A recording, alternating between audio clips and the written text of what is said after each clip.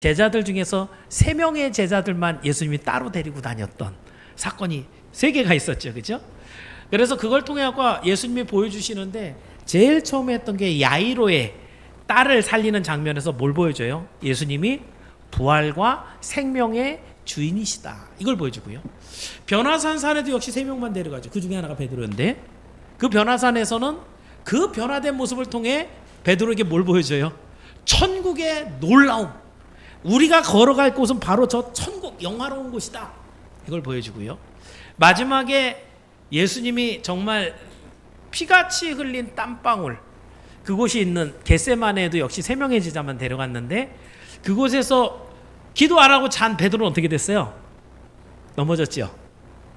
기도했던 예수님은 어떻게 됐어요? 올라갈 때 이 잔이 내게서 지나가게 하옵소서 했던 예수님의 말씀이 일어나자 함께 가자. 나를 잡는 자들이 온다.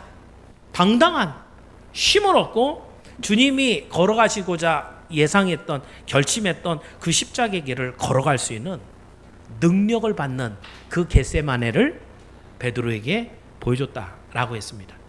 자, 이제 오늘은요 예수님 부활 이후에 베드로의 모습도 되게 여러 가지가 있습니다. 그런데 이 베드로가 성장하게 되는 3가지 아주 중요한 사건들을 뽑아서 여러분들과 이야기를 할 건데요.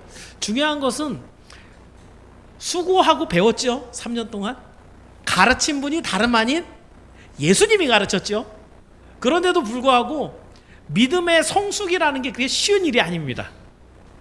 어쨌냐면 그렇게 다 가르쳐주고 같이 보여줬는데 그런데도 불구하고 베드로는 예수님이 잡히는 현장에서 어떻게 돼요?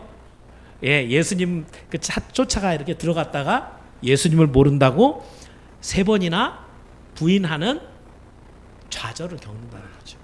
그러니까 우리 중에 누구도 내가 좀 예수님 믿는데 이렇게 좀 자만하면 안 됩니다.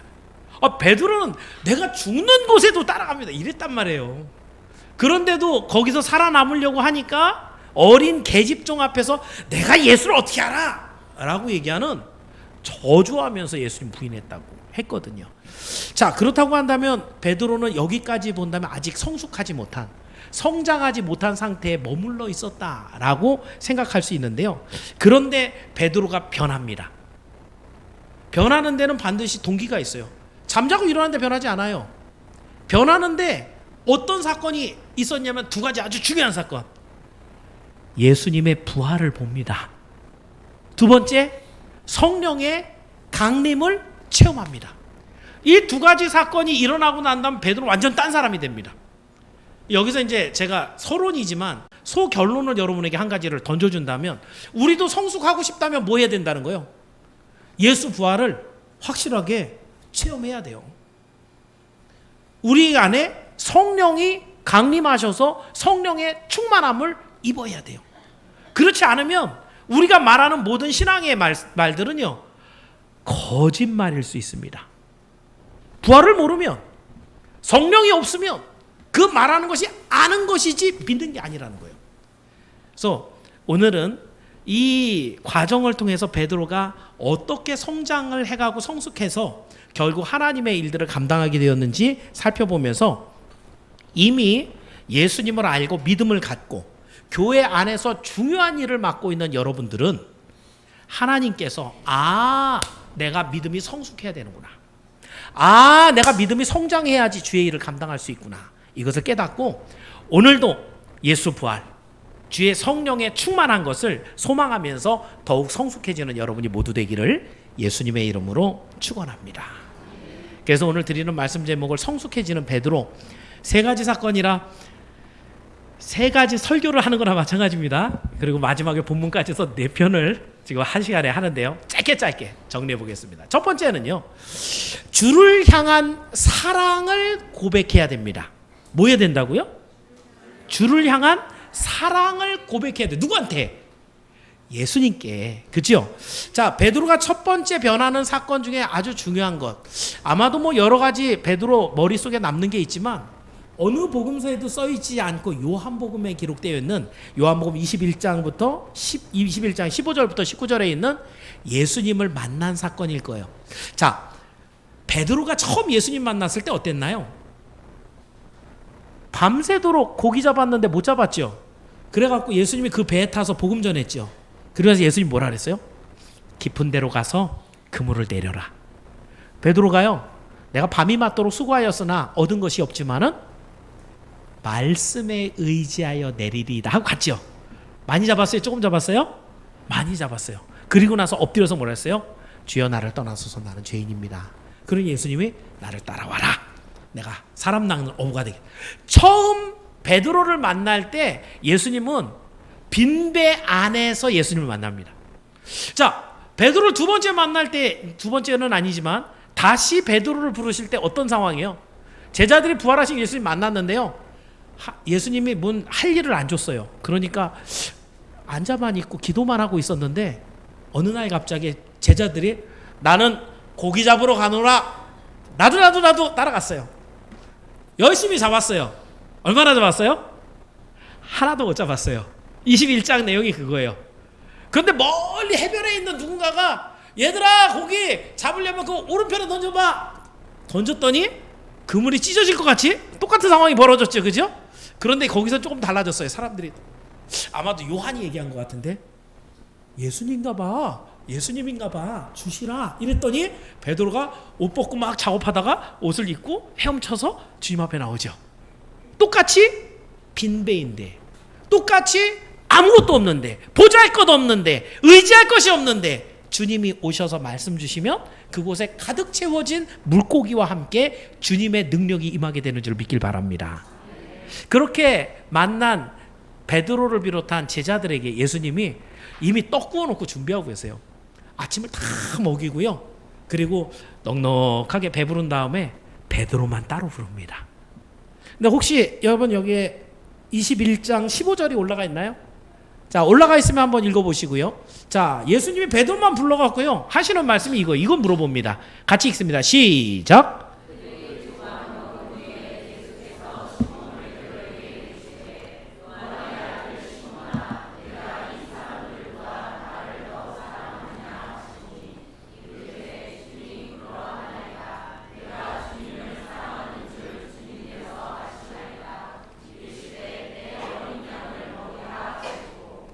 굉장히 길죠, 그죠? 토막토막 좀 잘라서 보면 예수님께서 베드로에게는요 다른 거 안 물어봐요. 너 나를 위해서 죽을 수 있어? 너 지금부터 내가 시키는 거 똑바로 잘해? 돈 좀 가져와? 이런 얘기 안 하고요 딱 한 가지만 물어보죠. 뭘 물어봤어요? 네가 나를 사랑하느냐? 근데 거기에는 여기에 한 가지 더 있죠. 여기 있는 다른 사람, 제자들이에요, 그죠? 이 다른 사람들보다 네가 더 나를 사랑하니? 이걸 물어보는 거예요. 예전 같으면 베드로 어떻게 해요? 그럼요, 제가 최고로 사랑하죠. 이랬는데 겪어봤잖아요. 제가 죽더라도 주님만을 떠나지 않겠습니다 그랬는데 떠났잖아요. 그러니까 이제는 조금 더 겸손하게, 더욱더 진중하게, 내가 주를 사랑하는 줄 주님 아시잖아요, 이렇게 대답합니다. 몇 번이라 그랬어요? 지금 여기 15절은 이제 한 번이지만 이런 게 몇 번? 3번. 많은 성경학자들은 그렇게 얘기합니다. 아마도 베드로가 몇 번 예수님을 모른다 그랬어요? 3번. 그러니까 그것을 완전하게 회복시켜서 사도의 권세를 다시 돌려주기 위해서 똑같이 3번 물어보는데 뭘 물어봐요? 네가 나를 사랑하느냐? 예수님을 사랑한다. 우리는 사실은 입술로는 고백하기가 되게 쉬운데요, 이것이 사실인지 아닌지 우리 주님이 너무 잘 압니다. 우리 교회에서 가장 성숙한 성도라고 한다면 그분들을 뽑아갖고 뭘 세워요? 중직자를 세우죠, 그죠? 장로나 권사나 안수 집사님은 우리 교회에서 제일 성숙한 분들, 제일 믿음 좋은 분들을 세워놓은 거예요. 왜 이분들을 가장 성숙했다고 보느냐? 이분들이 가장 예수님께 사랑을 많이 받은 자들이에요. 그리고 가장 주님을 사랑한다고 고백하는 자들이에요. 그래서 중직자를 세웁니다. 입술로는 예수님을 사랑한다고 얼마든지 말할 수 있습니다. 그렇지만 성경은 사랑은 수고라고 합니다. 내가 가지고 있는 것을 내놓고 포기해야 사랑할 수 있습니다. 내가 남에게 내어주지 않으면 그것은 립 서비스라는 거예요. 예수님을 사랑한다고 입술로는 말을 하는데 아무런 삶의 변화가 없이 내 것을 포기하지 않고 내 것 다 갖겠다고 하고 사랑해 라고 한다면, 만약에 남자고 여자가 사귈 때 남자친구가 맨날 뭐 밥도 안 사주고 그러면서 말로만 사랑해 그러면은 여자가 그 진정성을 발견할 수가 없잖아요. 거기서 찢어져야죠. 그죠? 예수님을 사랑한다고 하는데 사랑한다는 삶의 어떤 표현도 아무것도 없이 여러분의 삶의 포기나 하나님을 위한 수고나 헌신이나 이런 건 전혀 찾아볼 길 없이 사랑해요 라만 했을 때 그 사랑을 진짜 사랑이라고 말할 수 있을까? 그래서 여러분, 예수님이 베드로에게 21장 18절에 이렇게 말씀해요. 나를 이제 내 양을 먹이라 내 양을 먹이라 3번 하시고요. 21장 18절에 이렇게 얘기합니다. 한번 읽어봅니다. 시작.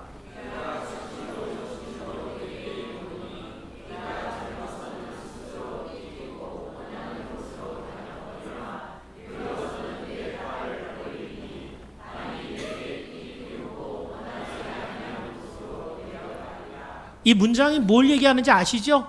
베드로가 나중에 죽을 때요, 십자가에 거꾸로 매달려서 죽습니다. 그렇게 거꾸로 매달려 죽을 때 베드로가 이제 우리 주님은 십자가에 이렇게 매달려 죽었는데 나 같은 천한 종이 어떻게 주님처럼 매달릴 수 있습니까? 나는 거꾸로 매달리겠습니다. 이런 것이 이제 역사에 이렇게 사화에 다 기록이 되어 있는데요. 중요한 것은 베드로가 자기가 원해서 그 죽음을 죽었거든요. 코바디스라는 영화를 보시면은 도망가는 길에 다시 들어와요. 로마에. 들어오면 잡히거든요. 잡히면 죽어요. 그런데 그 길에 다시 들어올 때 베드로가 자기가 선택한 길이에요. 왜 베드로는 십자가를 져야 돼요? 왜 그것도 거꾸로 죽어야 돼요? 왜냐하면 예수님을 사랑해서 그 예수님이 베드로의 그 순교를 기대하고 계시기 때문에 베드로가 그 길을 갑니다. 성숙한 성도는 예수님을 사랑합니다. 아무리 우리가 예수님을 사랑한다고 해도 예수님이 베풀어 주신 사랑을 우리는 100만 분의 1도 갚을 길이 없지만, 그래도 올바른 성도라고 성숙한 성도라고 말한다면 받은 사랑을 깨닫고 그 사랑에 대한 반응으로 우리도 주님을 사랑하는 게 마땅하다는 것이죠. 그래서 주님이 대신 뭐하라 그래요? 나를 믿는 자는 네 이웃을 네 몸과 같이 사랑하라 명령해서, 그래서 안면식도 없는, 피도 안 섞인, 나한테 뭐 좋은 거 주지도 않는 하나님의 전에 들어온 성도라는 이름 하나 때문에 우리는 우리 성도들을, 우리 형제들을 사랑합니다. 얼만큼이요? 여러분, 우리 중직자들이 수고하고 애쓰는 거 보시죠? 어제도 정말 풍성한 저녁 식사를 준비해 갖고선 같이 막 나누는데 거기에 우리 중직자들 거의 대부분 다 있더라고요. 그럼 거기서 뛰어다니면서 막 먹이고 씻고 애들 또 챙기고 이러는 모습들. 사실 언제 뭐 식사 대접 받아갖고 내가 이렇게 한번 대접하니까 한번 저 사람이 사겠지 그래갖고 하는 것 아니에요. 왜 이런 수고를 합니까? 우리는 주님으로부터 더 큰 사랑의 수고를 받았기 때문에, 그 사랑의 은혜에 충만하기 때문에 그 사랑에 따라서 우리의 수고를 감당하고 있는 것이죠. 그래서 여러분, 여기는 우리 모든 선양의 성도들이 예수님의 사랑을 더 많이 체험해 보기를 원합니다. 세상은 자기가 더 많이 가지려고 하고 남보다 높은 자리에 짓밟고 올라가려고 하는 이 세대 가운데 우리는 주님의 사랑을 이미 받아서 왕 같은 제사장의 자리에 올라가 있단 말이죠. 그러면 그 사랑을 받은 것대로 우리 주님의 이름으로 나누어줘야 됩니다. 이렇게 사랑을 나누어 주어서 많은 사람들이 여러분을 보고 예수님의 사랑을 발견하고 예수님께 찬양을 올리게 되는 여러분의 삶이 되기를 주의 이름으로 축원합니다. 자, 두 번째는요. 자, 첫 번째는 그래서 예수님이 부르셔서 베드로를 회복해 주시는. 그런데 두 번째는 이제 성령 충만을 체험하는 베드로를 볼 겁니다. 자, 이렇게 부활하신 예수님을 만났는데요. 그 예수님이 어느 날 갑자기 호련히 이제 사람들 앞에서 하늘로 올라갑니다. 그리고 그 이후에 여전히 베드로는 아무 능력도 아직 못 받았어요. 똑같아요. 예수님 부활하셔서 40일 동안 같이 있었는데 그 예수님을 보기는 봤는데 말씀은 들었는데 감사는 한데 근데 아무 능력이 없어서 베드로가 이제 기다립니다. 그 시간 거기에서 이제 베드로의 믿음이 한 단계 확 성장하는 시간이 있는데 그게 바로 마가의 다락방에서 있었던 오순절 성령 강림의 역사입니다. 자, 사도행전 2장에 있는 내용인데요. 2장 1절부터 3절에 보면 성령이 등장하는 모습입니다. 소리는 마치 급한 바람처럼 샥 지나가는 소리가 났고요. 모양은 마치 불이 활활 탈 때 불의 혀같이 우리가 장작불 이렇게 쌓아놓으면 쩍쩍 하면서 완전 빨간 불이 이렇게 하는 게 그 마치 물의 혓바닥같이 그렇게 표현을 하고 있어요. 이런 것들이 나타나고 난 다음에 그 다음에 성령이 역사를 하시는데 2장 4절의 말씀이에요. 4절 말씀 있으면 한번 읽어볼게요. 사도행전 2장 4절 시작. 안 올라와 있나요? 안 올라와 있어요? 올라와 있어요? 예, 읽어볼게요. 시작.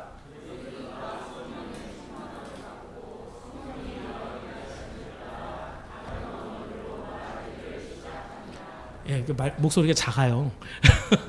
졸리세요? 자, 성령이 임하니까 어떤 일이 있냐면 충만함이 있고 성령이 말하게 하셔서 다른 방언으로 이야기하는 놀라운 역사가 일어났어요. 성령이 임했다. 어느 날 갑자기? 아니었어요. 사실은 이것은 예수님이 하신 약속이었거든요. 그 약속은 사실은 사도행전 1장 8절에 있는데 1장 8절도 있나요? 예, 있으면 읽어볼게요. 시작.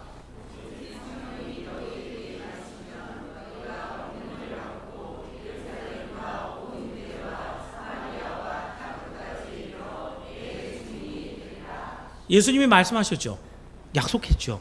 그 약속대로 이루어져서 내가 성령을 보내줄 건데 그 성령이 너에게 임하면 너희가 능력을 받을 거야 라고 한 것처럼 정말 예수님이 승천하시고 열을 떼는 날 오순절날 성령이 임해서 모든 사도들이 확 바뀌는 역사가 있었습니다. 그런데 중요한 것은 이렇게 생명의 말씀을 전하는 복음 전도의 사명, 사도지요. 이전까지 복음서에서 예수님의 제자들은 그냥 제자라고 부르는데 사도행전으로 넘어오게 되면 이들의 이름 명칭을 뭐라 그러냐면 사도라고 합니다. 이 사도라는 단어 안에는 어떤 의미가 담겨 있냐면 사명을 받았다라는 얘기예요. 예수님으로부터 땅끝까지 증인되게 하는 사명을 받았는데 그 사명을 감당하려면 가장 먼저 뭐가 있어야 돼요? 능력이 있어야 돼요. 아니 말주변도 없는데 이 말씀을 대언할 때 어떤 능력이 나타나는 것도 없는데 누가 알았고 넌 저리 가 있어봐. 말을 들어야지 뭘 역사를 나타낼 거 아니에요. 사도에게 하나님께서 능력을 주셔서 일을 감당케 하시는데 그럼 여러분 성령을 받게 되면 어떤 능력이 우리에게 올까요? 여기는 지금 뭐 방언으로 얘기했다지만 성령으로 인하여 오게 되는 여러 가지 일들을 그냥 종합적으로 한다면 한 3가지 정도 얘기할 수 있어요. 성령이 임하면 첫 번째 하나님의 말씀에 깨달음이 생깁니다. 이걸 다른 말로 얘기하면 믿음이 생긴다는 얘기예요. 지금 베드로 같은 경우 2장 17절부터 21절에 보면 갑자기 성령에 충만해진 베드로가 벌떡 일어나더니 요엘서를 읊어대는 거예요. 요엘서에 보니까 요엘은 구약이거든요. 구약에 보니까 예수님이 오셔서 이런 일들을 한다고 했는데 이게 그 얘기구나. 그동안 알고 있던 구절이었어요. 아마 외우고 있는지도 몰라요. 근데 그게 예수님 얘기라는 것은 베드로도 몰랐던 거죠. 근데 성령이 딱 임하니까 말씀을 알게 되고 믿게 되고 깨달아내는 것이 엄청나게 달라지는 거예요. 그래서 요엘서를 쫙 깨갖고 예수님하고 딱 연결해서 예수님이 하셨어. 이렇게 전하는. 그래서 여러분 성령이 충만한 사람은 말씀을 봅니다. 그리고 그 말씀에 대한 분별력이 생깁니다. 그 말씀이 나에게 오늘 뭐라고 하시는지 여러분이 깨닫게 됩니다. 자, 두 번째는요. 여러분이 가장 기대할 만한 초인적인 능력을 얻게 되죠. 그죠? 베드로는요. 어부였어요. 그 사람이 말하는 것이 그렇게 얼마나 매력적일지 그건 잘 모르겠어요. 그런데 그 다음에 설교를 하면은 베드로가 설교 한번 하면 3,000명이 또 한 번 하면 5,000명이 예수님을 믿겠다고 와서 세례를 받는 거예요. 와, 그 정도 되면은 금방 우리 대형교회 될 텐데 제가 아직 그런 능력을 못 받아서. 중요한 것은요, 성령의 역사가 일어나면 필요할 때 그 사람에게 가장 필요한 능력을 주는데 베드로에게는 그런 능력 뿐만 아니죠. 질병도 고쳐버리고 마귀도 내쫓게 하는 이 초인적인. 근데 여러분 한번 생각을 해보세요. 여러분들 살아가면서 예수 믿는 사람들 중에 그런 사람 있어요. 하나님, 그러니까요, 제가 돈이 많아지면 교회 짓는데 막 내고 그럴 테니까 로또 한번 당첨되게 해주세요. 사실 적지 않게 이런 사람들이 많아요. 그러니까 이런 것들이 우리 인간의 능력을 뛰어넘는 것인데 내가 생각하고 내가 원하는 능력을 하나님이 주시는 것이 아니에요. 성령이 임하시면은요, 내가 할 수 없는 일인데 내가 지금 해야 되는 능력을 주시는 거예요. 그러니까 하고 나면, 야, 이거 신기하네. 내가 이거 이렇게 잘하는 사람이 아닌데 내가 어째 요즘에 이런 일을 잘하지? 돌아보면 그 일로 인해서 성령의 충만함으로 인해서 교회가 유익을 누리고요, 하나님의 사람들이 모이게 되는 역사들이 있어요. 돌아서 딱 보면 내가 한 일인데 이건 내가 한 게 아닌데, 이건 내 능력이 아닌데, 이걸 알게 하는 게 성령이라는 거예요. 오늘도 여러분이 성령 충만 한번 경험해 보길 바랍니다. 그래서 저도 목회를 지금 이제 쭉 해오면서 한 10년, 뭐 5년, 여기 온 지는 한 2년 정도 돼 가는데요, 한 번씩 마무리를 지어봐요. 그러면서 매듭을 한번 지으면서, 야, 신기하다. 이런 일이 어떻게 있을까? 내가 설교를 그렇게 잘하는 사람도 아닌데 사람들이 이렇게 자꾸 모여들지? 어떤 사람이 이렇게 변했지? 하나님 앞에 믿는 사람으로 이렇게 결단을 했지? 예전에는 설교 안 해봤나요? 그런데 이 모든 일에 능력을 주시고 초인적인 그런 결과를 주시는 것은 성령이시거든요. 오늘도 성령이 우리에게 오셔야만 하나님의 교회가 세워지고요, 하나님의 일들이 이루어지는 것을 믿기를 바랍니다. 마지막에 성령이 주시는 것은요, 여러분 안에 담대함입니다. 베드로가 얼마나 배짱이 좋아지냐면요, 예수님 잡아간 대제사장들이 바깥에 기다리고 있으니까 마가의 다락방에 숨어서 오들오들 떨면서 기도만 했던 게 베드로와 제자들이에요. 이후에 성령 강림이 임하고 난 다음에 바깥으로 뛰쳐나갑니다. 그리고 나서는 막 전하는 거예요. 당연히 어떻게 되겠어요? 잡혀가죠, 그죠? 아무리 이 사람들이 힘차게 막 전하고 그래도 당시에 권세를 딱 갖고 있던 대제사장이, 예수님도 십자가에 죽였던 그 서슬퍼런 권세를 갖고 있는 대제사장들 가만둘 리가 없죠. 잡아갑니다. 잡아가서, 야, 너 왜 우리가 허락하지 않은 걸 전하오래? 베드로 뭐라 그래요? 이들의 죄를 탁 지적합니다. 하나님 앞에서 너희 말을 듣는 것과 하나님의 말씀을 듣는 것과 어느 게 옳은지 판단해봐라. 우리는 하나님 앞에 이 말씀을 받았기 때문에 전하지 않을 수 없다. 이 말 잘못하면 어떻게 돼요? 목이 날아가죠. 걱정하지 않는 거예요. 걱정하지 않는 거예요. 우리 생명의 주 예수 그리스도께서 나의 부활을 이제 인증해 주고 계시는데, 그 주님으로부터 내가 사도의 직분을 받고 하나님의 부활을, 주님의 부활을 보고 주의 성령의 충만함을 입었는데 내가 두려울 것이 없다. 담대하게 죽이면 죽고 하나님의 살려주면 사는 그 길을 아주 담대하게 걸어가는 것. 우리의 결단으로는 안 됩니다. 성령이 충만해야 있는 일인 줄을 믿기를 바랍니다. 그래서 여러분, 오늘도 성령 충만이라는 것이 얼마나 중요한 일인가, 세 가지로 제가 나눠드렸어요. 이 세 가지가 그 외에도 뭐 여러 가지인데 이 안에 다 들어갑니다. 이 성령이 충만해야 우리가 말씀이 들어가고요, 말씀이 깨달아지고요, 믿음이 생기는 거예요. 성령이 임해야 돼요. 이 성령이 들어와야 주님과 함께 우리가 움직입니다.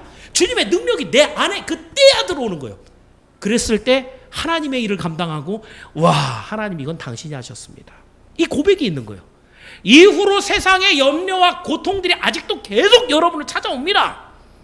여러분에게 협박도 하고요, 갈등도 하게 하고요, 걱정과 근심될 만한 여러 가지 일들이 계속 쌓이는데, 그런데 성령이 충만한 사람은 하나도 걱정하지 않습니다. 우리 주님이 주시는 담대함이 이미 내 가슴을 가득 채우기 때문입니다. 성령 충만함을 받은 베드로, 우리가 성숙한 성도가 될 때 가장 핵심적인 변화는 바로 여기서 일어납니다. 이것을 기억하고 오늘도 성숙한 성도가 되기를 원하는 여러분들은 성령의 충만함을 받아 하나님이 인도하시는 바로 이 길을 걸어가기를 주의 이름으로 축원합니다.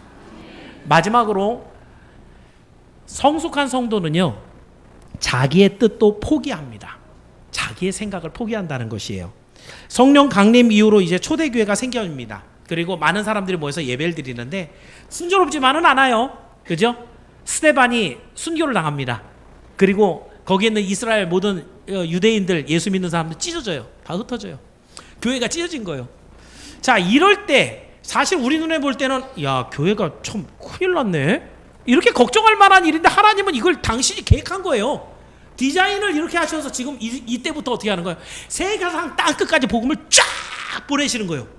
근데 그 중에서 이제 첫 단추에 해당되는 게 뭐냐면 베드로가 고넬료의 집에 보내지는, 우리가 지금 마가복음 강해를 듣고 있는 중이니까 얼마 전에 이 이야기를 했으니까 여러분이 쉽게 이해가 될 겁니다.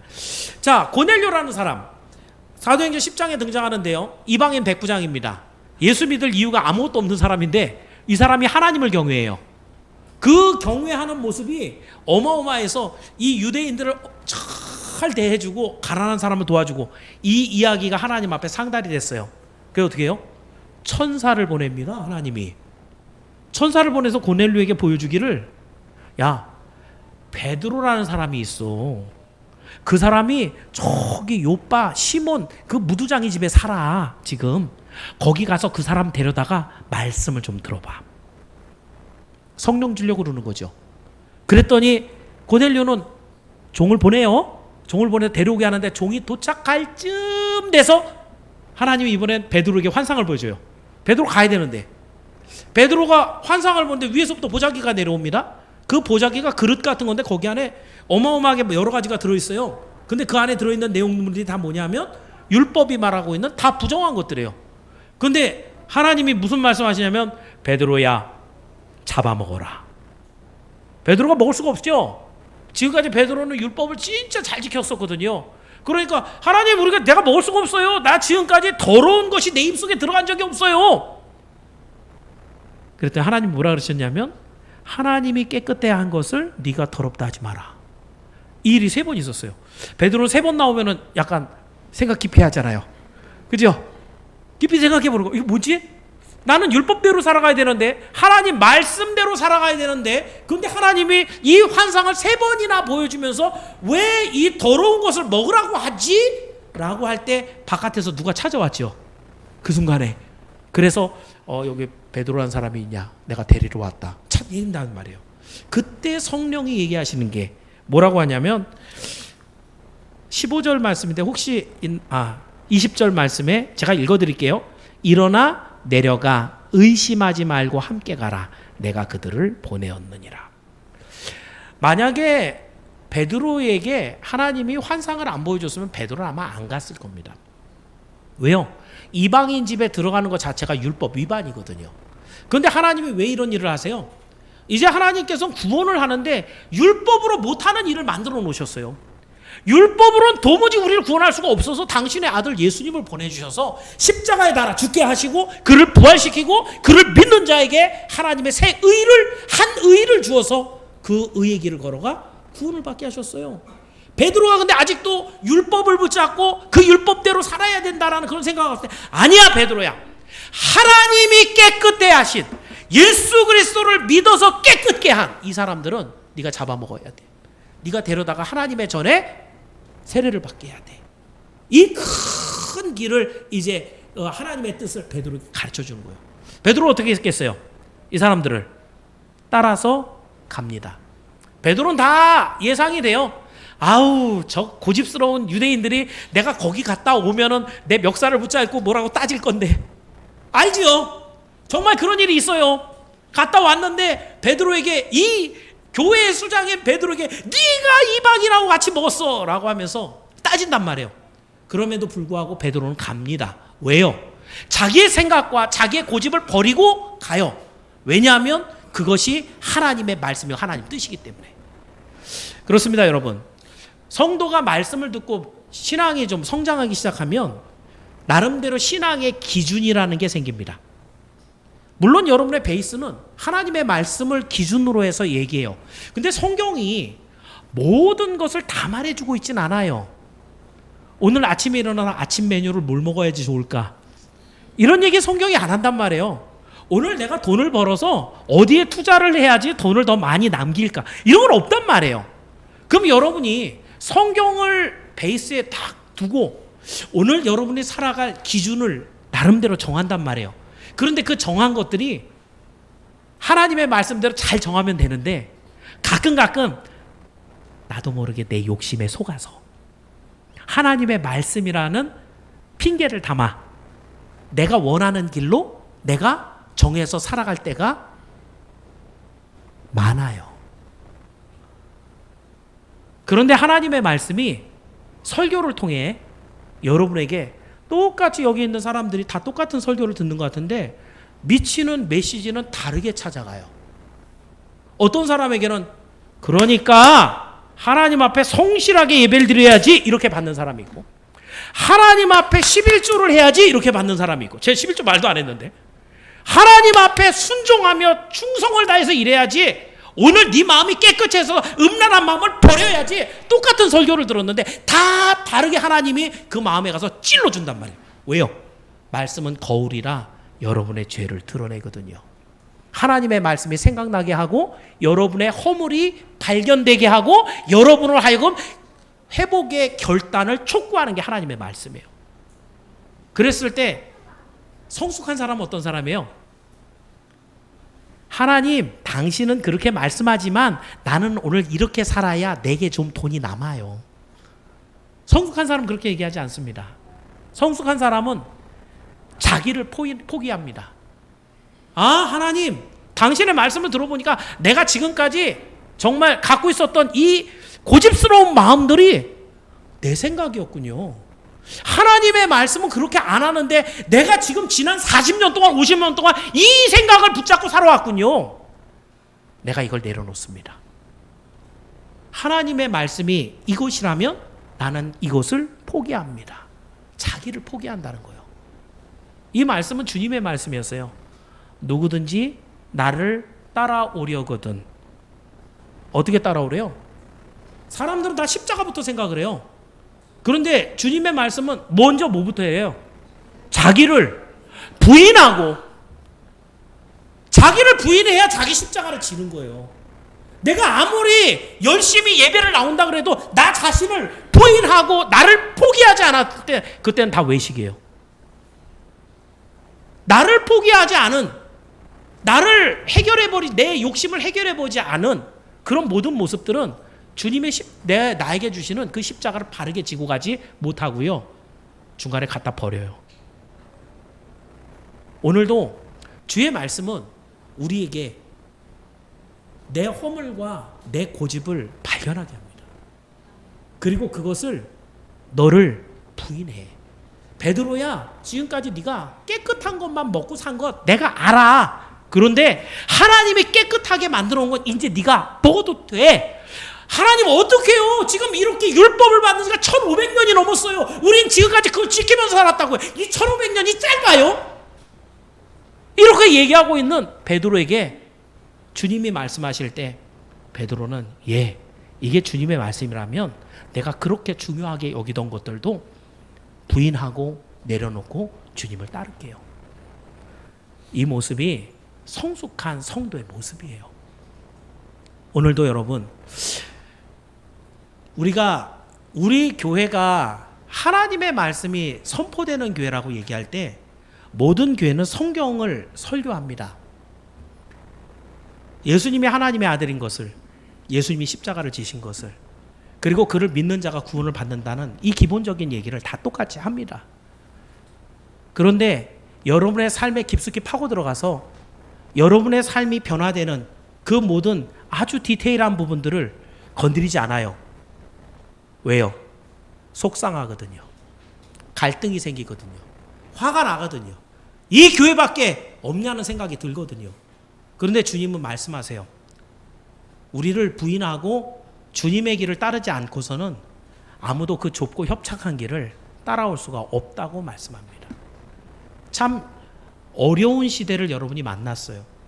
하나님의 말씀이 이렇게 홍수처럼 여러분에게 쏟아지는데 달콤한 말씀들이 여러분을 감동을 시켜서 그래 이것이 은혜로운 말씀이야 라고 하지만 그것을 통해서 정말 하나님의 사람으로 성숙되는가, 이것은 여러분의 철저한 자기 부인에서부터 시작하는 거예요. 그랬을 때 오늘 베드로는 자기를 부인하고 갑니다. 가면 고넬료를 만납니다.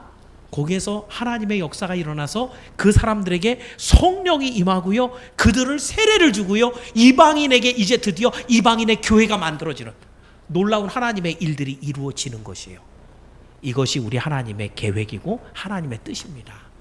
이것을 기억하고 오늘도 여러분 앞에 있는 여러 가지 하나님의 말씀이 지적하는 내 허물들, 내가 버려야 되는 내 자들을 깨끗하게 주님 앞에 드리고 더욱더 홀가분한 몸으로 주님을 따라가는 여러분이 모두 되기를 주의 이름으로 축원합니다. 자, 말씀을 정리해 봅니다. 지난주와 이번 주는 베드로가 많이 바뀌죠. 지난주에는 분명히 베드로가요 많이 봤어요. 부활의 주님, 아이를 살리고요, 변화되는 그 변화산상에서 천국도 보고요, 그 기도를 하면서 애를 쓰셔서 능력을 얻는 예수님도 보는데, 그런데 베드로는 안 바뀌어요. 여기 중요한 한 가지가 있는데 보기만 했거든요. 그 자리에 가서 보기만 했어요.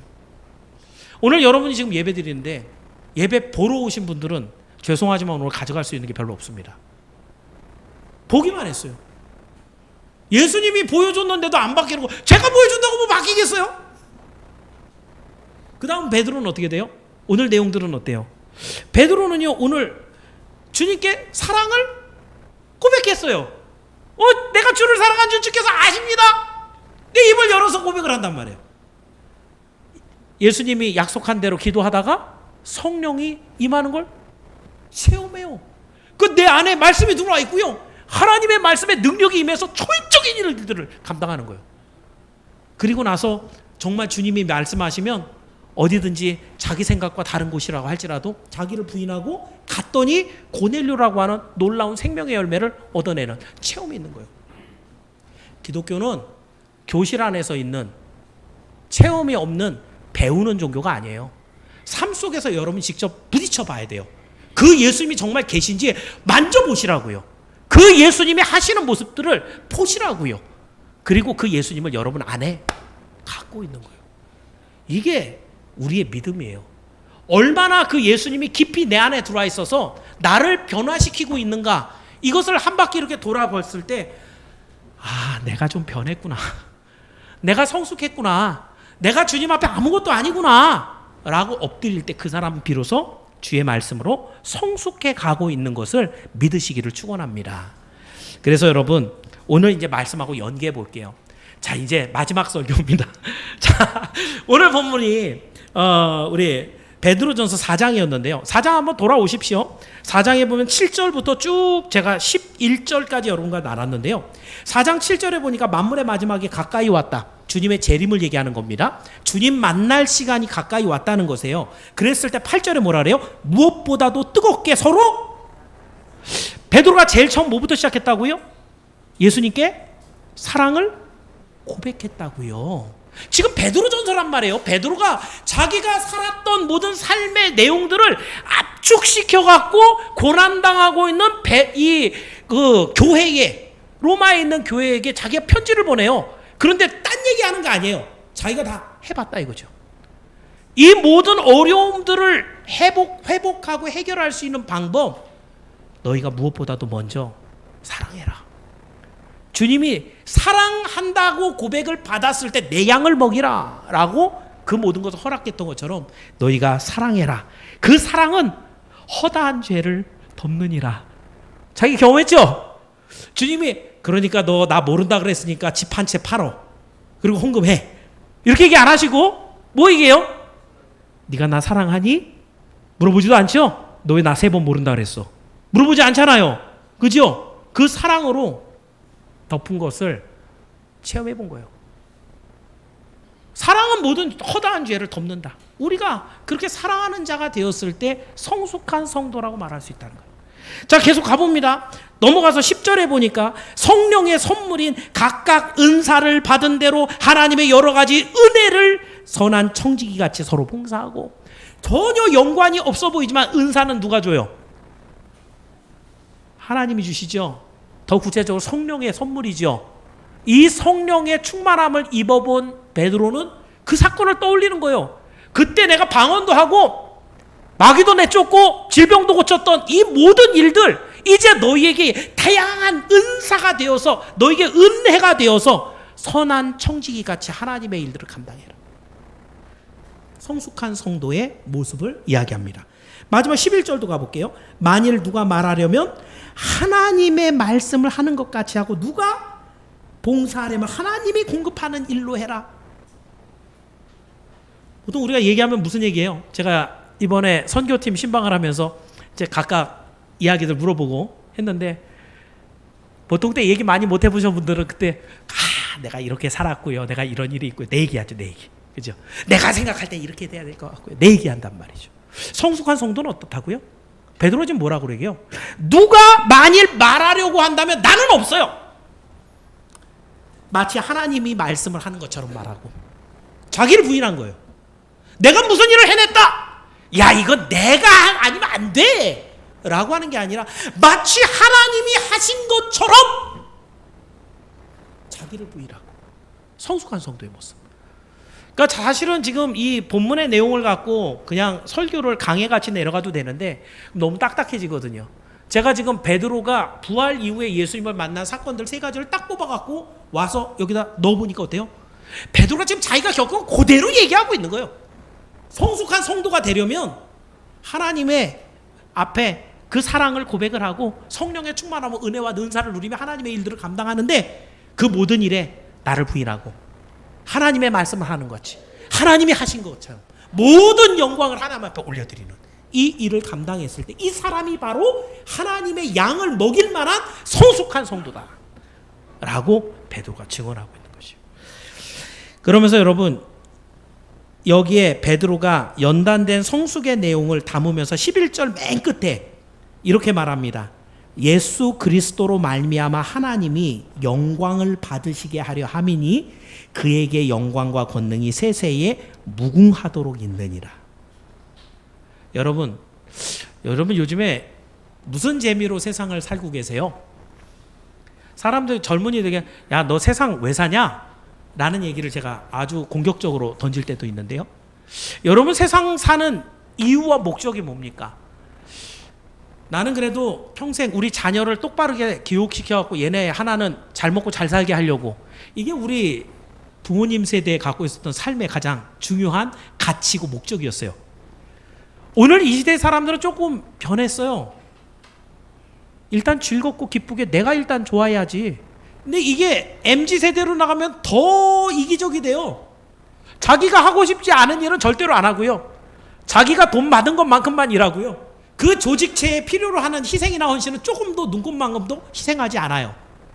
그러면서 나의 기쁨, 나의 즐거움 철저하게 나예요. 그러면 여러분의 모든 죄도 여러분이 책임져야 합니다. 성숙한 성도는요, 살아가는 삶의 방향이 분명해요. 왜냐하면 우린 구원받았거든요. 우리의 발걸음은 천국을 향하거든요. 그 천국에서 우리 주님 만날 날이 점점 가까워 오고 있거든요. 성숙했다라는 사람은 예수 만날 준비가 돼 있는 거예요. 그 예수님 앞에 갔을 때, 예수님, 그래도 예수님 내가 사랑합니다. 그 사랑하는 증거로 오늘도 이렇게 내가 주의 성령을 충만히 받아서 주님의 일을 열심히 감당했습니다.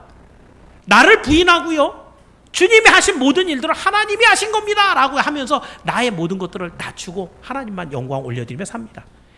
이게 성숙한 성도의 삶의 방향이고 목적이에요. 성경은 그래서 말합니다. 너희가 먹든지 마시든지 무엇을 하든지 하나님의 영광을 위하여 하라. 그럼 난 뭐예요? 이게 굉장히 세속적인 질문이에요. 나는 목인이요, 나는 하나님의 왕자죠, 난 자녀예요. 이미 구원과 이 영생이 확보가 되어 있는, 그래서 그 주님 앞에 갔을 때 너무 감사해요 주님, 그래서 내가 이렇게 살다 왔어요. 이걸 보여줄 사람들이 나란 말이에요. 나는 뭐요? 나는 하나님의 자녀예요. 그래서 오늘 나는 주님이 원하시고 기뻐하시는 바로 그 길을 걸어가고 있는 거예요.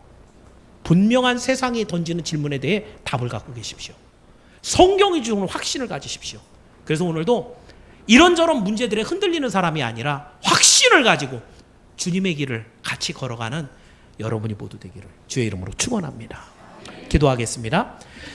은혜로우신 하나님 감사합니다. 오늘도 주신 말씀을 통해서 우리가 성숙한 사람이 되기까지 베드로가 거쳤던 이러한 일들을 우리도 거쳐야 되는 것을 확인했습니다.